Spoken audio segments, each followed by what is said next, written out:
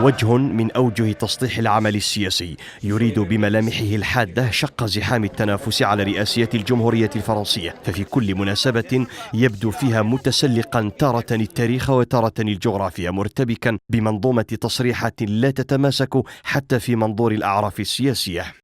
تعددت الانتقادات الموجهة للرئيس الفرنسي السابق اليميني نيكولا ساركوزي وفقا لتعدد أوجهه بين الهوية والهجرة والإسلام، فبدا متراجعا عن تصريحات سابقة حين قال إن أجداد فرنسا هم الغاليون، ليتعثر مرة أخرى قائلا بأن أجداد الفرنسيين كانوا أيضا القناصة المسلمين الذين قتلوا من أجل فرنسا. الطامح للعودة إلى قصر الإليزي مرة أخرى والمجري الأصل والذي لا يبدو فرنسيا بحسب تصنيفه ألب على نفسه الانتقادات حين جعل معيار الهوية الفرنسية هي أن تتكلم اللغة الفرنسية وتعيش مثل الفرنسيين، فاتحا بذلك سجالا بين الساسة الفرنسيين أنفسهم حول مسائل وخطابات هامشية عفى عنها واقع الشعب الفرنسي بقضاياه وإشكالاته اليومية مثل الأجور واللاجئين والإضرابات والإرهاب، وهي بنظر المراقبين إلهاء سياسي ماكر كقضية البوركيني مثلا أو عدم التعامل مع الإرهاب بشكل أكثر حزمة. مرشح حزب اليمين ويمين الوسط لرئاسية 2017 يسعى حثيثا لجلب أي صوت في وعائه الانتخابي، وجه تحية إلى الحركة معتبرا مأساتهم هي مأساة